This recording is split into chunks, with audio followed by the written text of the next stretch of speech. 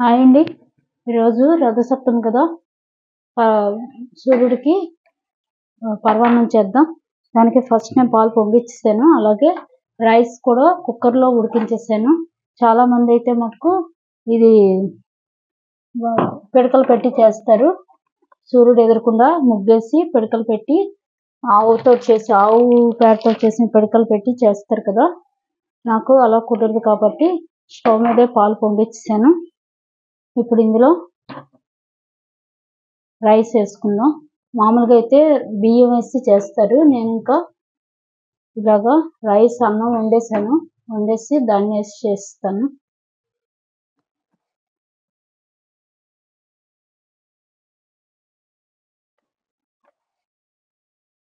ఇలాగా 3 పొంగులు రాణిస్తారు. చూసారు కదా.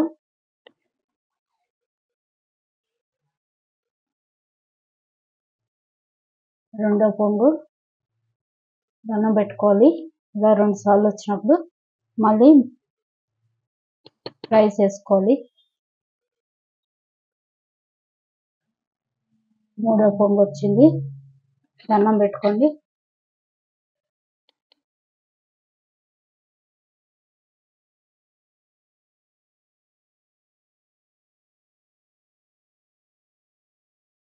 ఇలాగా 3 సార్లు 3 పిడికలు రైస్ వేసి ఇలాగా పాలు పొంగిచ్చి 3 సార్లు సూర్యుడికి పరమాన్నం చేస్తారండి.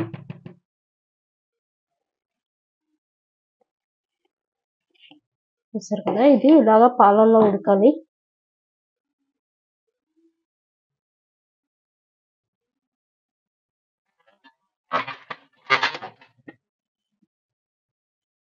అదే రైస్ అయితే ఇలా పిడికలతోటి ఒక్కొక్కసారి పొంగొచ్చినప్పుడు ఒక్కొక్క పిడికడు బియ్యం వేసి అలా 3 సార్లు వేసి ఇలాగా ఉడికిస్తారు మెత్తగాను.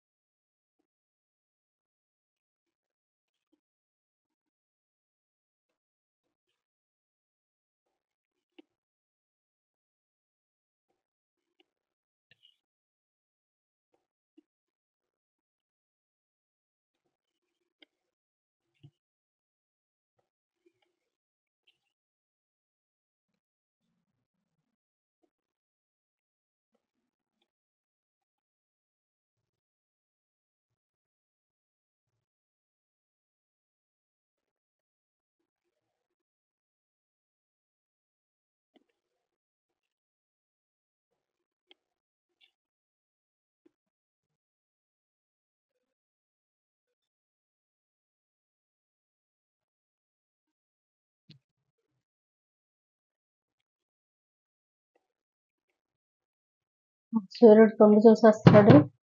తూర్పు సైడే ఉంది. చక్క సూర్యుడు ఎదురకుండా కనిపిస్తున్నాడు.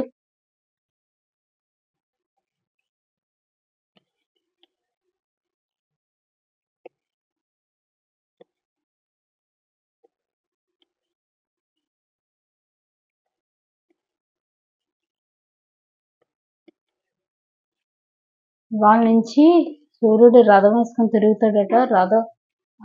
మనకి ఇవాళ నుంచి ఎండలు కూడా బాగా పెరుగుతాయి.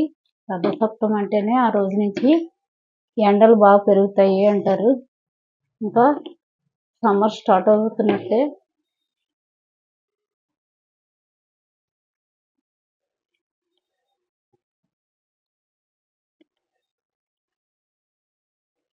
చూసారు కదా. ఇలా పాలల్లో ఉడికించాక ఇప్పుడు ఇందులో మనం బెల్లం వేసుకోవాలి.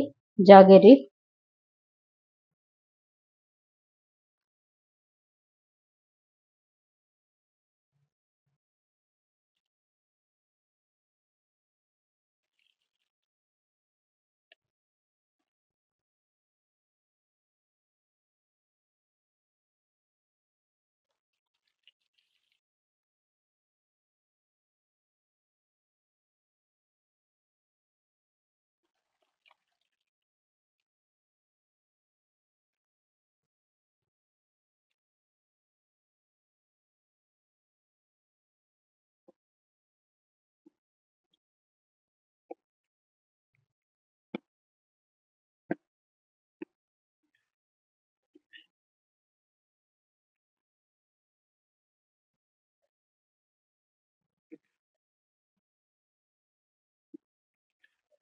చూసారు కదా ఎలా దగ్గర పడిపోతుందో.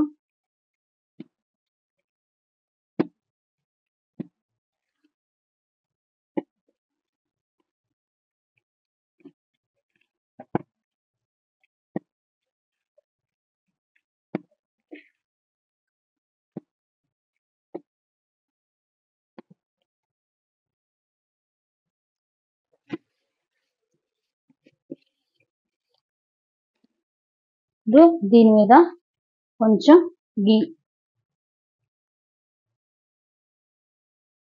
వేసుకుందాం.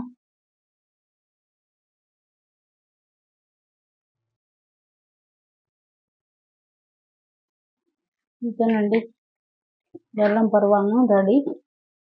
సూర్య భగవానుడికి పెట్టేస్తే అయిపోతుంది. ఇందులో కావాలనుకున్న వాళ్ళు కొంచెం జీడిపప్పు అవి కూడా వేయించేసుకోవచ్చు. మామూలుగా అయితే మటుకు ఇలాగే దేవుడికి పెడతాం. తర్వాత కొంచెం నెయ్యి పెట్టి మళ్ళీ జీడిపప్పు కిస్మిస్ కావాలంటే ఇందులో కూడా వేసుకోవచ్చు. చూసారు కదా బెల్లం పరమాన్నం రెడీ. కాసేపటికి ఇంకా కొంచెం గట్టి పడుతుంది.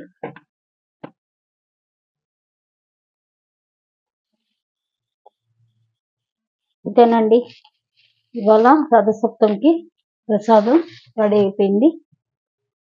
మీరు కూడా ట్రై చేయండి. Thank you very much. మామూలుగా కూడా చేసుకోవచ్చు.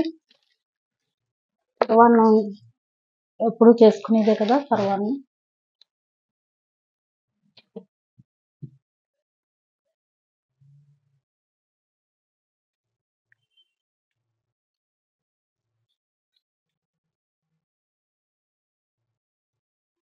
చూసారు కదా కొంచెం నెయ్యి కూడా కావాలంటే వేసుకోవచ్చు. ఇంతేనండి, తప్పకుండా ట్రై చేయండి. Thank you very much. Bye.